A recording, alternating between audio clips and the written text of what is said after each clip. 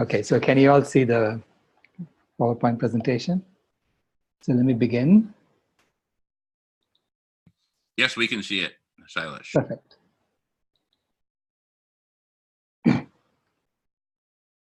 So this is the 6th of our monthly webinar series. This is going to be about economics and how do we get to a vegan world in the next 7 years. The past 5 talks in the series are on our website, climatehealers.org/webinar.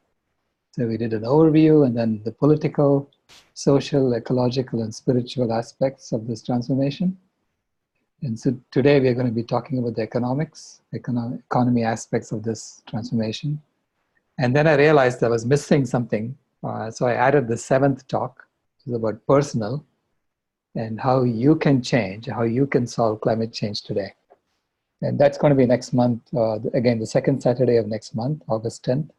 And that I think will be the last talk in this series. We also did a webinar on for Cowspiracy, which is addressing the facts that we showed in Cowspiracy and why we stand by them. So that webinar talk is also up on the website, same place, climatehealers.org/webinar. So where we talk about animal agriculture and its true impact on climate change. So today it's going to be about economy. And I thought I would go to Google and ask for an definition of economy for kids, so that we can really distill it down to see what it is that we're talking about. And I got two definitions. The first one was the careful use of money, resources, and means of production for the well-being of a community. Now, if you look at that and look at where we are today, either our economists don't know what the heck they're doing, or we've sort of messed up, we clearly have messed up the careful use of money, resources, and means of production for the well-being of the planet or the well-being of humanity or any kind of community you want to think about. So this is why I'm going to focus on the second one, which is the system of how money is created and earned within a community. Because I think it's a system that caused us to mess up the careful use of money, resources, and the means of production. So the transformation that we're talking about is going from a path towards extinction and possibly near-term extinction to transform ourselves out of this, and from a system of normalized violence to a normal non-violence. Non-violence is normal for us, so you don't have to normalize it. So this is why I call it just normal non-violence. And going from a predator species to a caretaker species. Now, if you look at today, where we are today, you see all the characteristics on the left-hand side, of those 7 things, the 7 transformations. So we have carnism, racism, speciesism, sexism, any kind of ism, which basically is a division among us as a community, division among us as people. We need to transform to veganism and radical equality. And from promoting diseases and divisions for humanity to health and unity for humanity. And from promoting destruction and pollution of the planet to remediation and regeneration of the planet. And from meeting our death and cruelty to animals to love and kindness for animals. And from a culture of consumption to a culture of compassion. And from a mindset of scarcity to a mindset of abundance. And from a money-driven economy to a service-driven economy. Now, for the left, I've added this new line, and I call it Libra. Because Libra is the currency that Facebook introduced just about a month ago now. And it's really based on the dollar. It's a cryptocurrency version of the dollar. And the idea there is to make economic transactions or transactions across national boundaries much easier than they are today. So it's literally about taking the internet and using it to destroy the planet even faster, even more efficiently. So I'm going to be talking about an alternate currency called Aquarius, which is really an answer to Libra. It's how do you address Libra? And it's about us taking hold of the transformation ourselves and saying, we have to do this, as opposed to letting things happen to us. Because, as Tracy Martin said, change is inevitable. As these things happen, we are going to change, whether we like it or not. But transformation is intentional. Transformation is something that we do before the change has to happen to us. So Facebook announced Libra on June 16th. So it's not just Facebook, Facebook plus 100 other corporate and nonprofit organization partners. And each of them are going to invest at least $10 million. So at least $10 million. So that's like the minimum you need to put to join this Libra association. So this is, $1 billion that will be used as the reserve for the new currency, Libra. And Libra will be available on Facebook, and you can then buy things off Facebook. You can then also transfer Libra from one Facebook member to another. So regardless of national boundaries. And I believe this will happen. Libra will happen, regardless of all the congressional hearings that are going to happen around Libra. It's the same people who are driving Facebook and all the other 100 corporations. It's the same financial holding companies that have the voting stock, and all these media companies, and all the big banks, and all the big oil, big defense, big chemical companies, big meat companies, big pharma companies. I mean, it's all the same 4 financial holding companies that are driving this whole thing. And so they're going to make a pretense of hearing around it, and then they're going to let it go. That's my guess as to what's going to happen to Facebook and its Libra. Because with 101 corporations behind it, there is nothing that our representatives can do. Okay? But they're going to pretend to do something about it. So I believe this will happen. So what is our response to this? So we have to look at the system of creating money and understand where all the pathologies are coming from. See, the system of creating money, all money is created in banks today. So basically what happens is when you deposit $100, the bank has to keep a fractional reserve, say $10. So you deposit $100 in the bank keeps $10 and lends out the $90. And then of that $90, if the $90 is put back in a bank, then they keep $9 and loan out $81. So from the original $100, you're not producing like $1,000 worth of loans. Okay, so $900 worth of loans. So totally there's $1,000 in circulation from the $100 that you put in the bank. So this is how new money is kind of created, literally out of thin air. Now, since money is created in the form of loans, and the bank doesn't give you just a loan, the bank asks you for interest on the loan and asks you to return the loan that they gave you. So you have to now go and do some economic activity to earn that money from other people and return the principal that you borrowed from the bank. Then you also have to return an interest on the principal. And since they never created currency for that interest, you have to fight with someone else who also borrowed or who had money before and get that money from them and use it to pay back the interest. Or we all have to agree to grow the economy. So we all have to agree to grow the economy so that there is more and more money in circulation.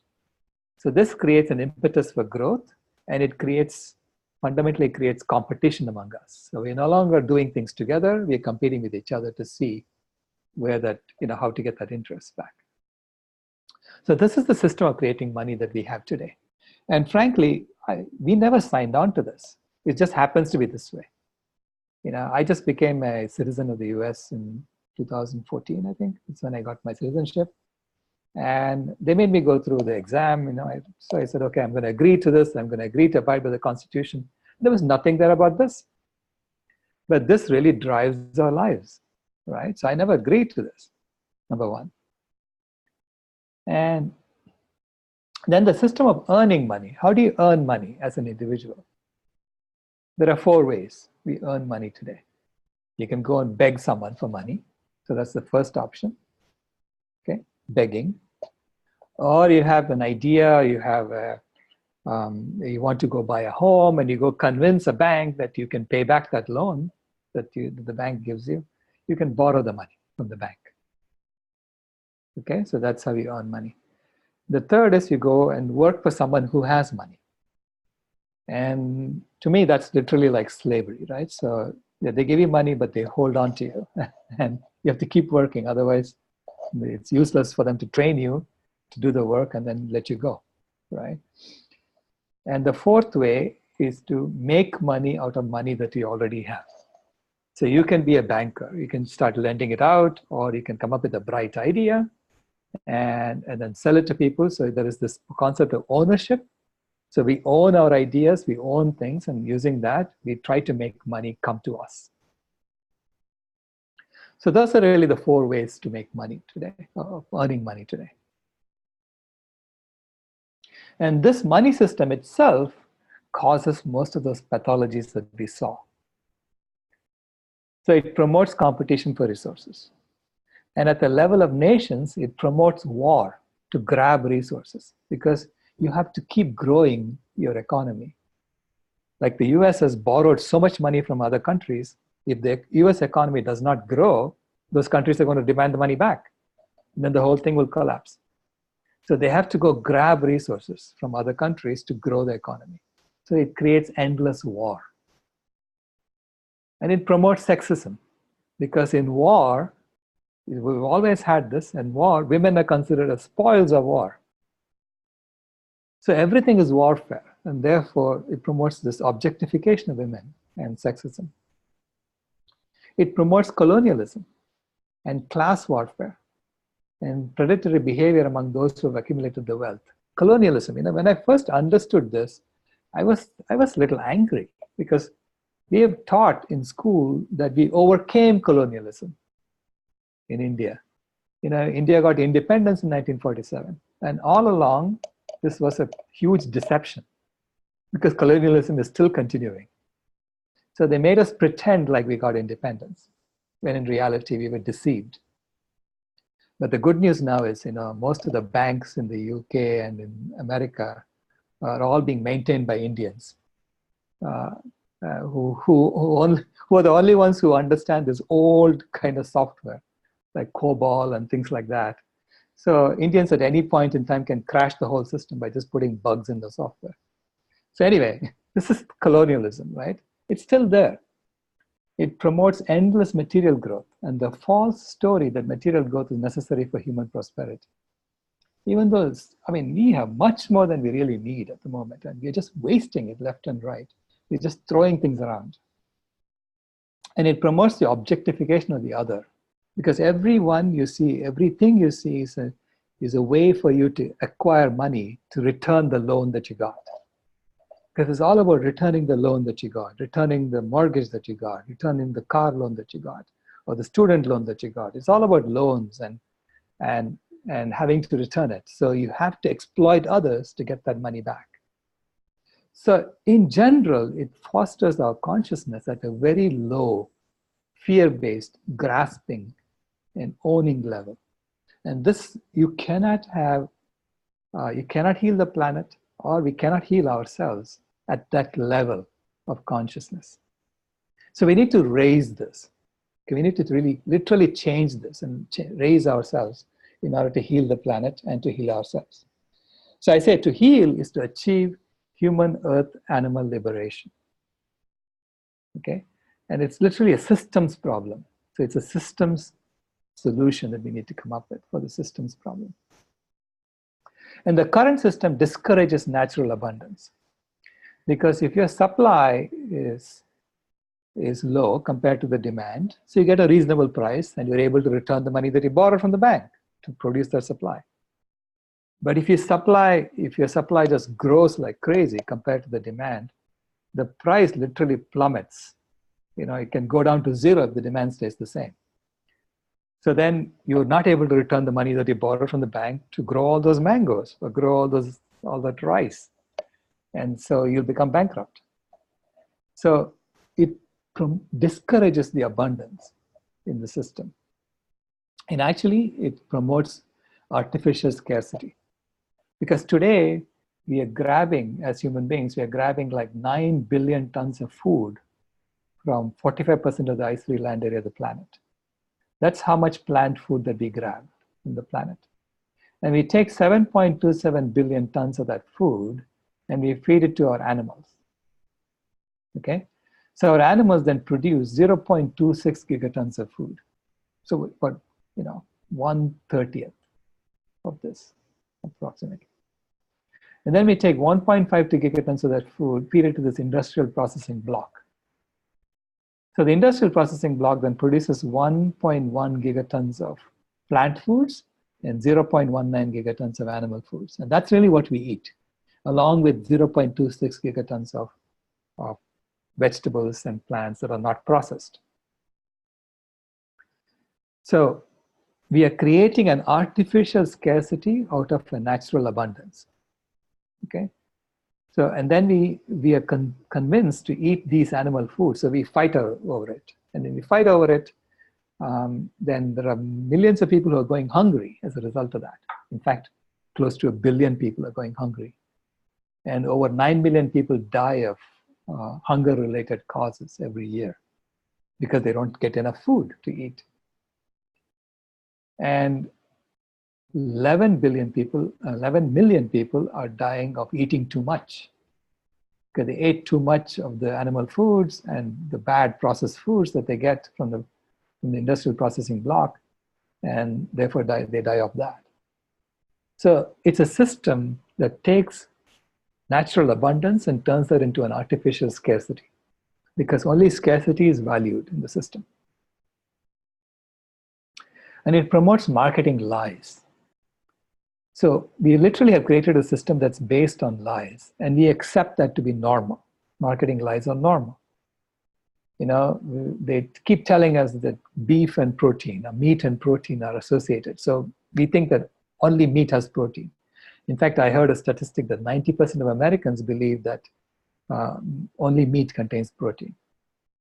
And then it blows our mind when we discover that vegetables like broccoli stalk actually has more protein than beef. For the same number of calories. So it's marketing lies. And the same with milk, milk and calcium are associated with marketing. This is not that they're not saying that other things don't have calcium, but they keep saying, well, where do you get your calcium if you don't drink milk? So then we keep getting this message that only milk is a source of calcium. And so it blows our mind when we discover that chia seeds have 6 times as much calcium as milk for the same number of calories. And in the same way, we are going through the same kind of marketing for climate change as well. Because in climate change, they tell you that emissions come from fossil fuels. So we are sort of constantly drummed. This message is constantly drummed into us because they're promoting this new technologies that would actually earn more money for people. So they keep telling us that emissions come from fossil fuels, and it blows our mind when we discover that animal agriculture actually creates more emissions than fossil fuels on an equivalent basis. The system promotes pollution and diseases. So we showed in the documentary Human Experiment that we are pouring this 250 billion tons of toxic chemicals out into the environment. And then those chemicals, and there is no regulation on any of those chemicals, except if you can prove that a particular chemical caused someone to die. So this is how we finally got hold of asbestos, and we're trying to restrain that, or cigarette smoke, for instance. So you have to prove that it was the sole cause of that death, but when you have 250 billion tons of chemicals and then 140,000 different types of chemicals being poured out into the environment, it's very hard for you to pinpoint that one particular chemical caused a particular death. So it becomes a cocktail. And then that cocktail winds its way up the food chain. And if we eat animal foods, we're going to get concentrated doses of those cocktails. So you get up to 10 to 100x concentration through bioaccumulation in animal foods. So then when we eat that, we are going to get diseases. And so then they feed us pharmaceuticals to treat those diseases. So that's in What the Health. So basically, it promotes pollution and diseases. And the system itself drives this because, we tell corporations, you have to keep growing your revenue. You have to keep growing your profits. Otherwise, we're going to drive your stock down to zero. So every CEO is trying to drive their revenues up. And if the CEO is manufacturing diabetes medication, they're going to want more and more people to get diabetes. So if they're selling these chemicals, they want to make sure they can sell more chemicals every year. So they don't want any news about the bad aspects of those chemicals to come out. So it promotes through marketing and lies, it promotes pollution and diseases. It promotes unhealthy subsidies. Things that we really don't want to subsidize, we subsidize because we need to keep the system going, okay? And finally, it promotes colonialism and endless war. And this is how it does it. I mean, if we look at what is happening to migrant kids in America, literally they're being thrown into concentration camps. But the inhumane treatment of migrants is not something that just happened. It's been happening for decades. So it's really a bipartisan policy.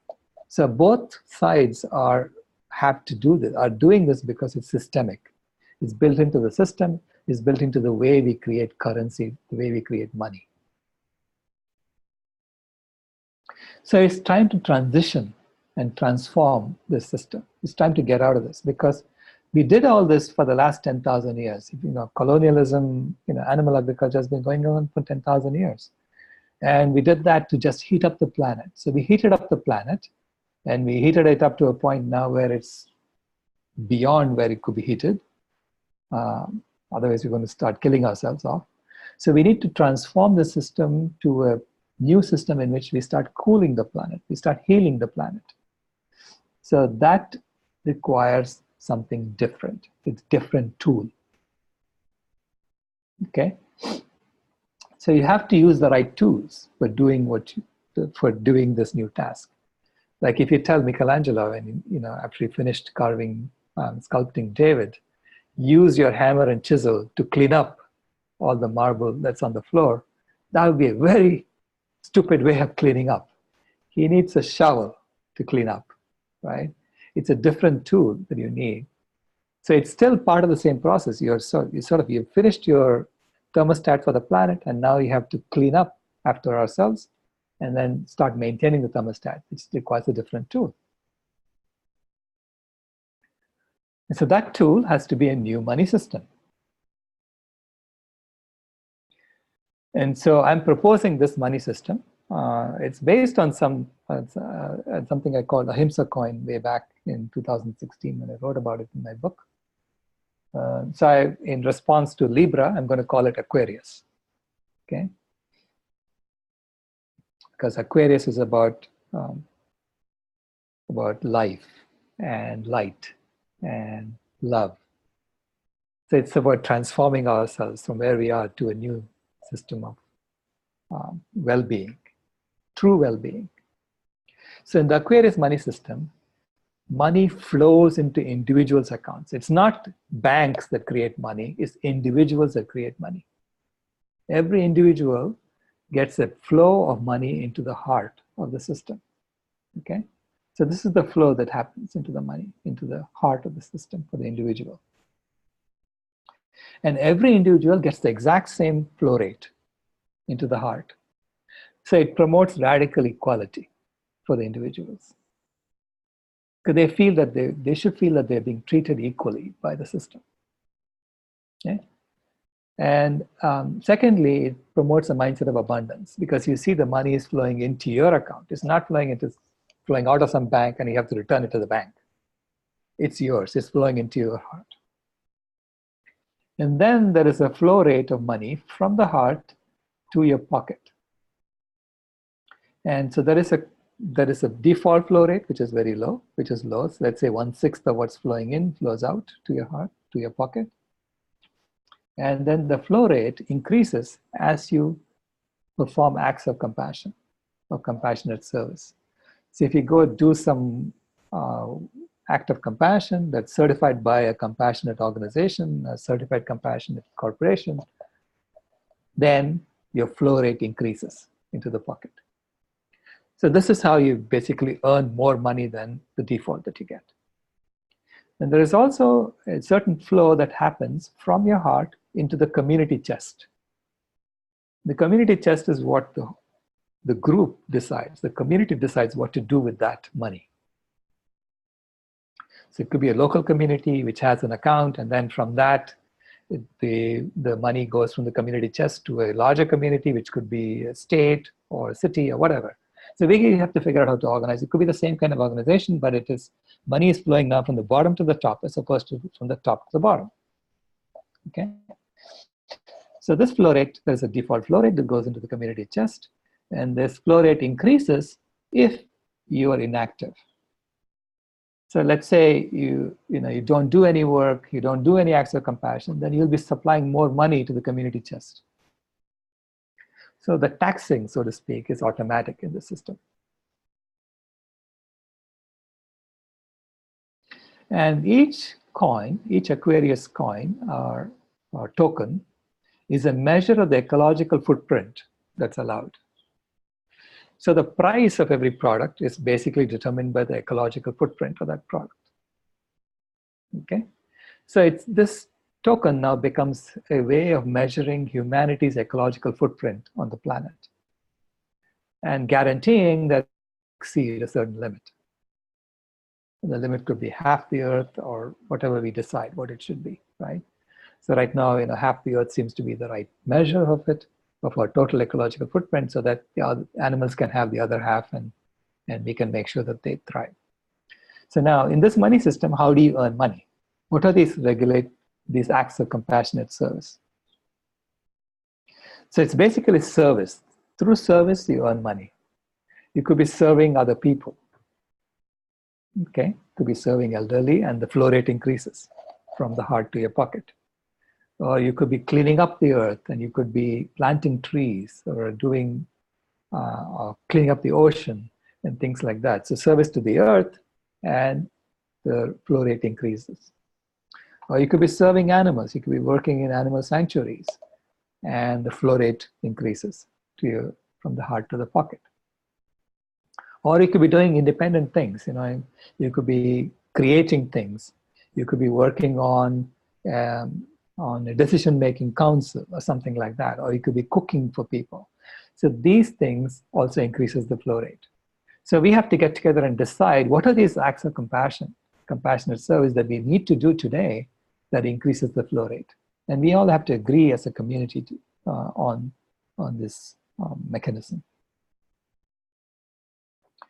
And this system is based on an open source economy. It's an open source economy and ecology. There is no such thing as owning ideas anymore. So it should be about giving away your ideas, because the community has already given you everything you need to contribute to the community. So it's literally like a gift economy that you're creating. So everyone is now working for the good of all. So there's no such thing as creating my own idea, putting a patent on that idea, and then saying I'm going to earn money from that idea. No, you've already earned money. You're giving away now. So everyone is working as if my first job was at Bell Labs, which was just like this. It was basically about cooking up, coming up with ideas for the good of all. So this, for instance, is, and again, an open source, open building institute that's giving away their ideas. They're saying, okay, here, take these ideas and build new homes that would be efficient. And it has to be based on science and the truth, as opposed to marketing and lies. And this is one of the first things I observed when I started working on the environment and our civilization problems, is that civilization is not based on the truth at the moment. And we know as engineers that if you design things not based on the truth, it's going to blow up in your face, which is really what happened to Challenger, right? So if you design something and you say, well, this is not going to withstand the temperature, and you pretend it's going to withstand the temperature, it's going to blow up in your face. That's really what happened. And so when Richard Feynman analyzed what was going on, he said, for a successful technology, you have to base it on science and the truth. Reality must take precedence over public relations because nature cannot be fooled. Nature is, nature is just blindly meting out consequences for your actions based on physics, chemistry, and biology.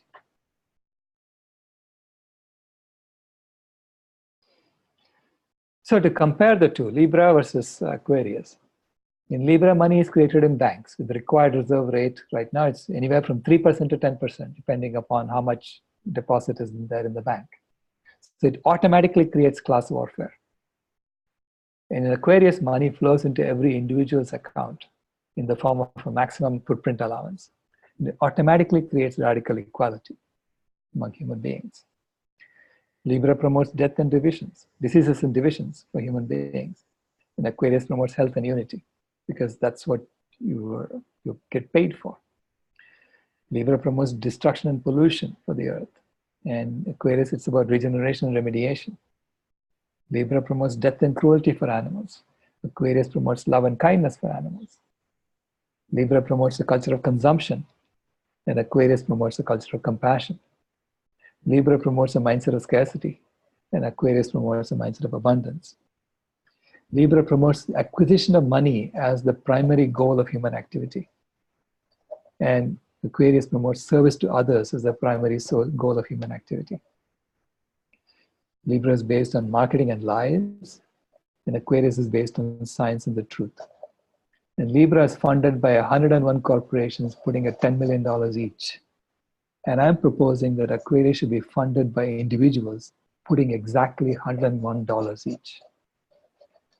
So if enough individuals come together to put $101 each, then we'll have the resources to create the software we need, create the infrastructure we need for an Aquarius system.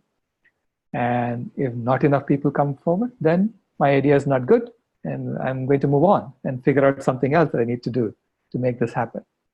So I'm proposing that this is something we do. And since everyone is putting exactly the same amount, they're entitled to demand that they're treated equally. Okay, so this, as a matter of principle, it becomes, by design, you have to have equality, a radical equality. And Aquarius aligns with that true nature. Because whenever I ask people, would you ever deliberately hurt an innocent animal unnecessarily, I've always gotten the answer, absolutely not. So when you create a system that's based on compassion, you're creating a system that's based on our true nature. And it raises our consciousness, above this low base level. So we overcome the base level and we move up so that we can get, we can truly heal ourselves and start healing the planet. Because unless we heal ourselves, we're not going to heal the planet. And unless we start healing the planet, we will not heal ourselves. So it's one of those things that require us to switch both sides of this system.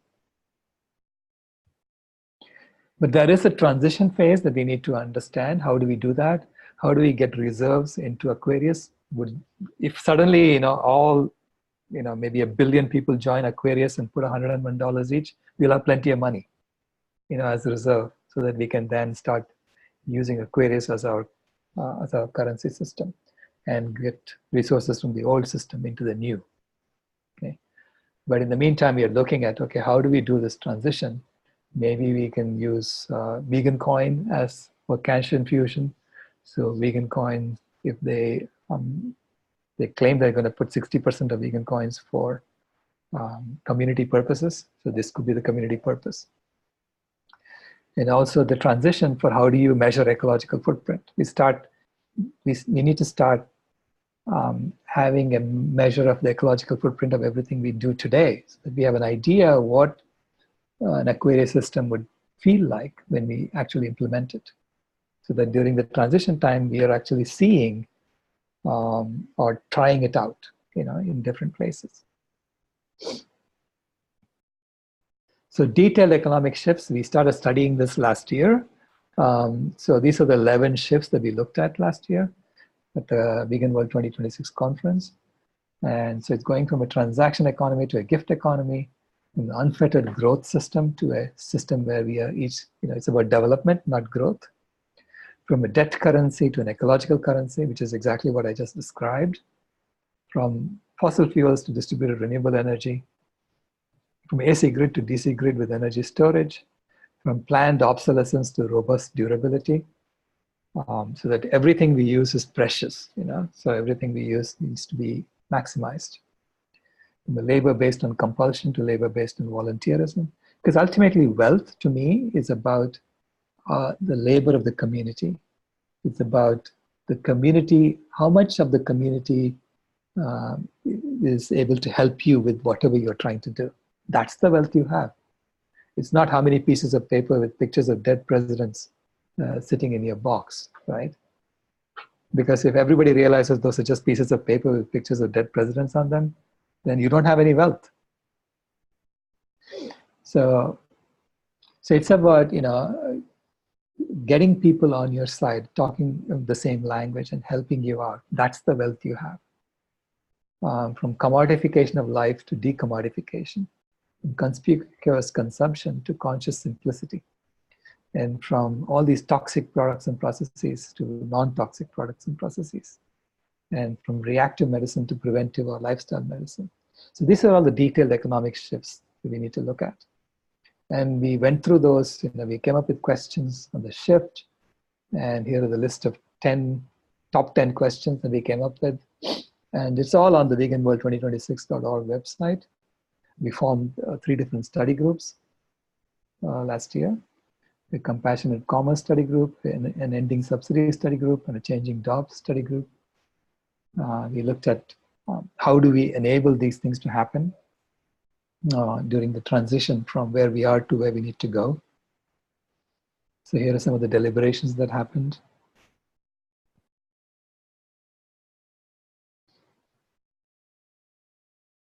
And these are the new model questions. So what does the new model look like? I kind of, with the proposal for the Aquarius currency, I've sort of come up with a possible answer for some of these questions that we came up with last year. So it's a possible answer, so we need to go into more detail at the new conference this year and understand and come to some kind of decisions. So here we had a new economy study group. These are the top 14 questions we came up with. And so this is one of the deliberations that we were doing on the new economy study group. So the next conference is going to happen October 25th through 27th in Mesa Community College in Mesa, Arizona. So please join us. You can register at veganworld2026.org/conference. And actually, I'm sorry, this has to be small letters. It's all C. There's no capital letter here. It's all conference.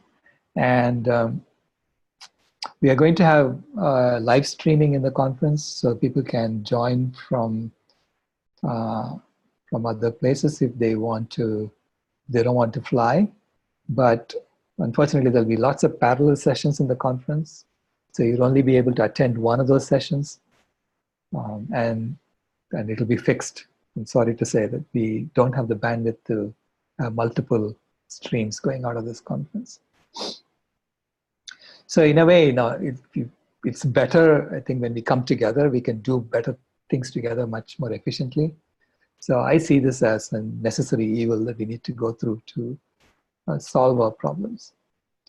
For instance, I drove to the Jaina conference last week, and because we were all there and we gave our talks on veganism, the conference went vegan, midstream. And I don't think it would have happened if we had done it via Zoom.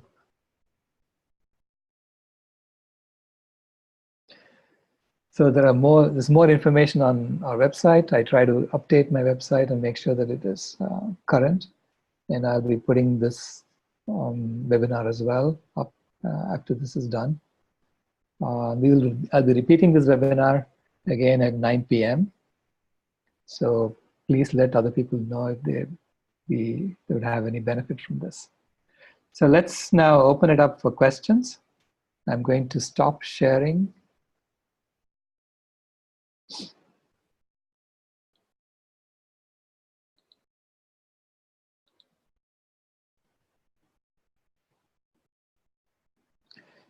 Let's see, did we get any questions on chat? Oh, chat, okay.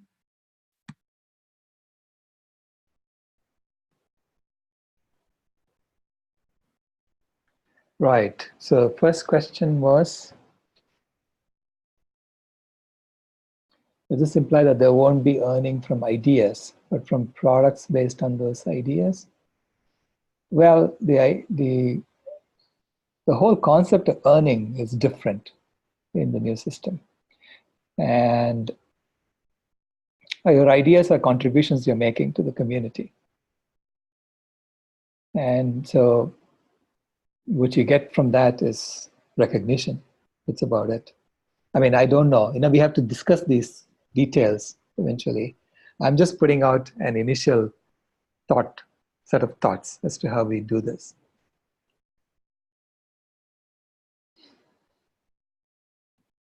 Please clarify products and services. Wouldn't everyone's contribution depend on their inherent abilities? Yes, absolutely. Everyone's contribution will depend on their inherent abilities, but we are not judging abilities. We're not saying your ability is greater than my ability, is greater than their ability. Everyone is contributing their abilities. And they are all equally important for healing the planet.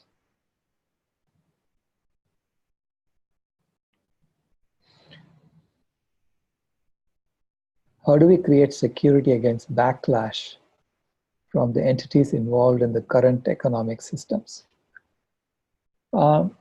Yeah, this is the fear-based response that we have been engaged in so far. We don't want to do anything because we get thrown in jail. We don't want to because they're going to be upset with us.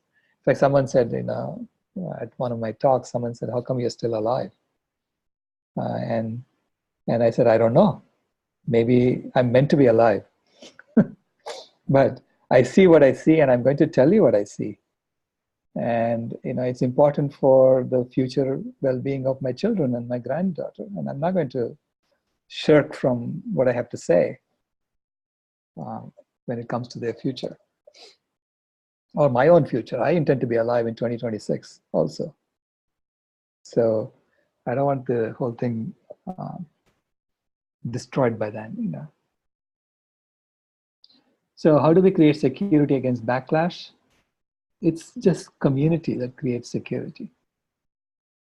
It's all of us, if we decide we're going to work on this and we're going to test it out and try it out, then there is nothing anyone can do about this, right?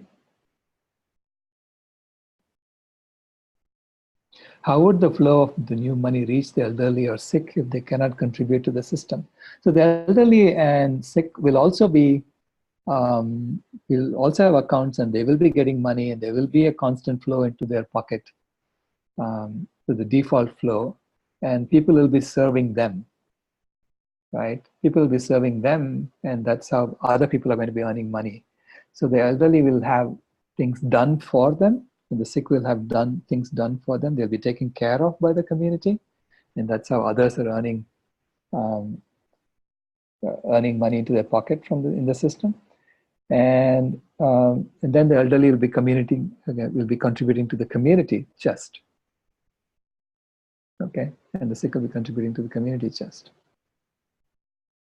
How can we measure the amount of service someone contributes? So these are the questions we need to address, and the details we need to address. I'm just giving you the top high-level overview. This is exactly what happened when we transitioned from the analog connections in the internet to digital connections in the internet. We just come up with ideas and say, okay, this is the broad step we need to take, okay, from analog to digital. And then if you ask me, what are all the details? Well, I have some overview to start with, and then we worked out the details. It took us 3 years to work out the details.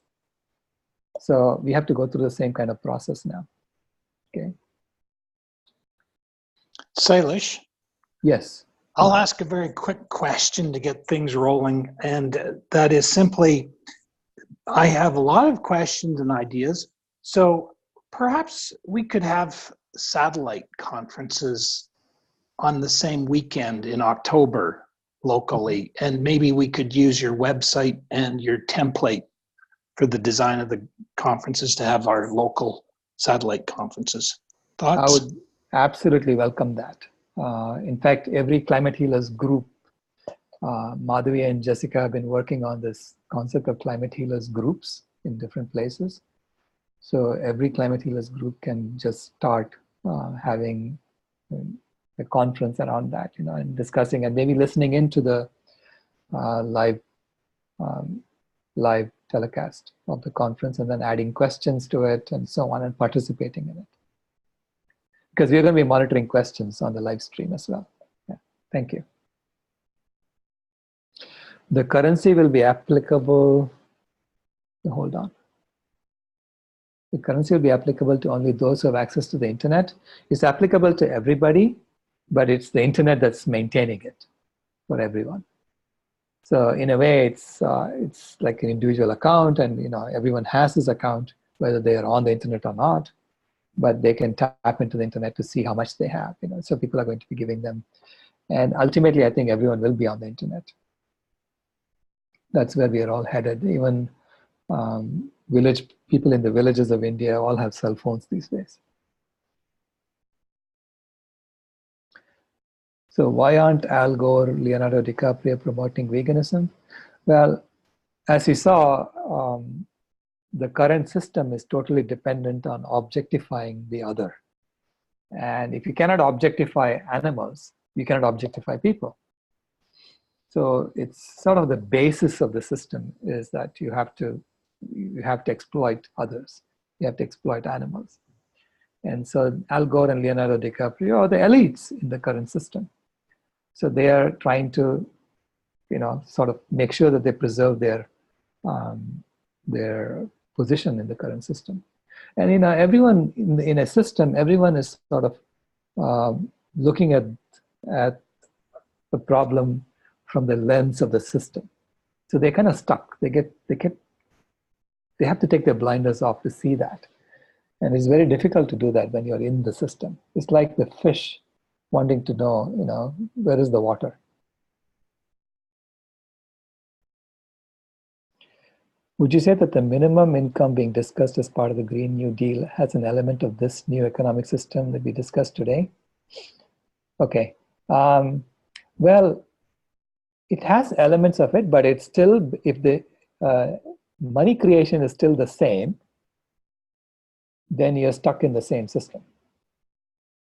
Okay, the money creation mechanism is still based on loans, then you're stuck in the same system. So how do you then give minimum income to everybody? Well, is it from taxes? Is the government now taxing everybody and then distributing that money? So how is that money created, right, for the minimum income? If it's coming from loans from a large central bank, you're stuck in the same system. This is why I say the Green New Deal, of the 7 shifts that I showed that need to happen, the Green New Deal addresses 0 out of 7 at the moment. Okay, unless you address the systemic problem underlying this, you are not going to address those shifts accurately. And the same with the Paris Climate Deal. Paris Climate Deal addresses 0 out of 7 of those 7 shifts.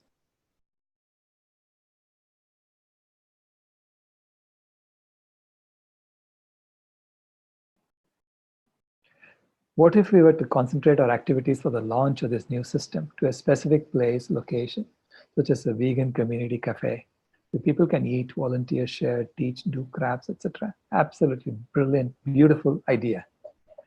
I think a place where you try it out is very important, that we can just experiment on things. Because basically we are building a prototype version 1, version 2, etc., and then we are ironing it out as we go along. And that's how I think we are going to sort this out. I mean, basically the same thing happened when we were working on from analog connections to digital connections on the internet. We came up with simulation models for what that would do and tried to take care of everything and experimented with aspects of that new system. And then we implemented it. And Silas, may I throw in a couple of comments on top of that? Sure. Okay, thank you. Jamin Shively, everyone, with my queen, Melissa. So we're thinking about building this launch vegan community cafe in San Francisco.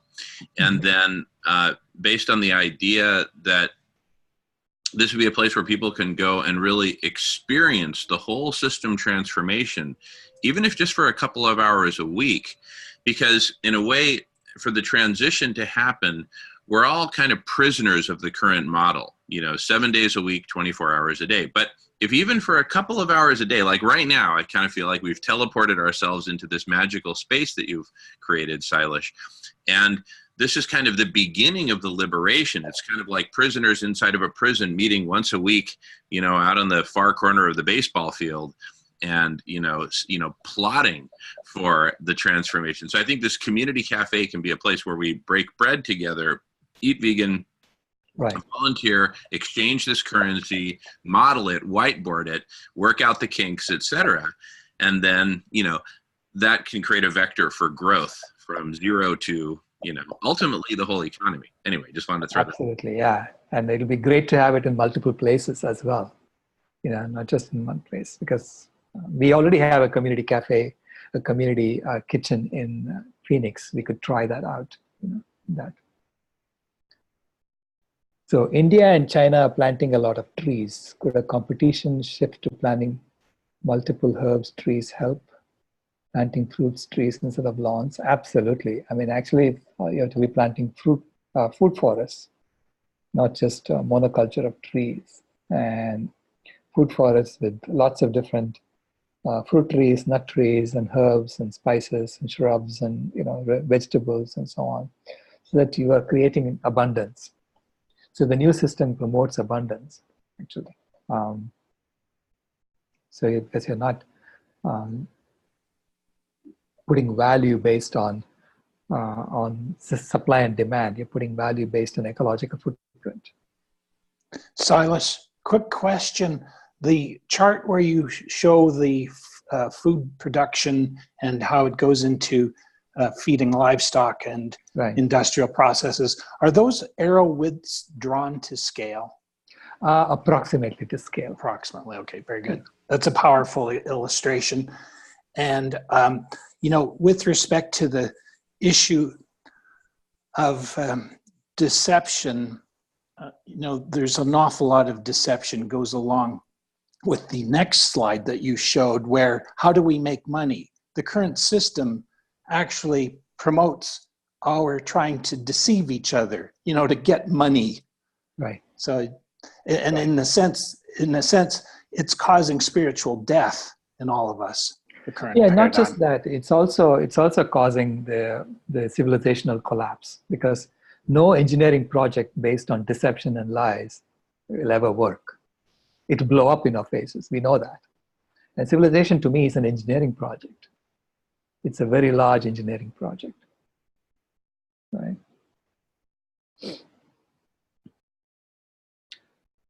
Okay, would you imagine a self-regulating system to assure honesty and guard against corruption that might creep in? Those are all the things we need to work out. How do you create a system and also make sure that the truth is maintained? Okay, openness is maintained. Everything has to be transparent. So that it has to be based on institutional transparency, but individual privacy, so individual liberty. So people should be free to say what they want to say, but institutions have to be transparent completely. So what are some of the groups we can partner with for symbiotic benefit? Sierra Club, Seventh-day Adventists, Toastmasters, Climate Reality. I welcome these groups if they would just start saying, start becoming truthful about what is really going on. I had so much trouble getting them to even talk about animal agriculture. And so, but this is a process of transformation that everyone has to wake up and start joining. And I'm sure more and more people are going to join, more and more institutions are going to join as time progresses. And I would love to have partnerships with all these, with any of them actually. But it has to be based on science and the truth. Will your economic ideas, yes, I'm working on will your economic ideas presented today be in a document online? There is quite a bit here. Yes, I'm working on a document, a Google Doc actually. And I first had to put it down in a presentation before I write it up in a book, in a document like that. And I'm actually working on my book as well, which is the reason why I started doing these webinars.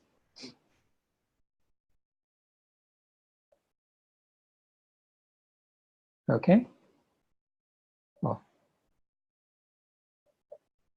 Thank you. Meanwhile, there are a couple of books that I've already written called Carbon Dharma and Carbon Yoga, and they are available on my website for free.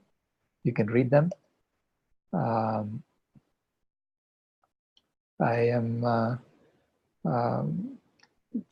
you can go to carbondharma.org or carbonyoga.org, and it'll take you straight to that same link on the Climate Healers website. So would you like to speak at the Animal Rights Conference this month in Washington, D.C.? I would love to speak at the Animal Rights Conference this month. In fact, Jane Mellers-Mitchell came up with a movie about Vegan World 2026. She called it Countdown to Year Zero. And that is going to be shown at the opening plenary of the Animal Rights Conference. And I'm going to be doing the Q&A for that after the movie is shown. So there is some, so I'm already having some exposure. I don't think they're giving me a slot to speak separately. But I'll be speaking at the Animal Liberation Conference in Toronto in August. And I'll be speaking at the Animal Rights Conference in Luxembourg in September.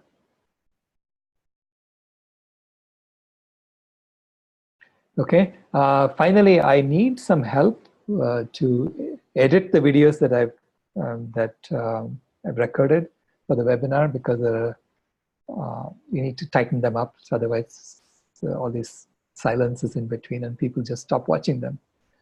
So if anyone has video editing experience, would like to help with that, please contact me and I'd be happy to give you the resources to do this for me. And so it makes the webinars much more effective. So thank you all very much. If there are no other questions, I will stop recording. And Silesh, could I just read something really quickly that I think would be a nice way to sure. Beautiful presentation. Thank you so much. This is Ralph Waldo Emerson. The greatest delight which the field and woods minister is the suggestion of an occult relation between man and the vegetable. I am not alone and unacknowledged. They nod to me and I'm them, and I to them.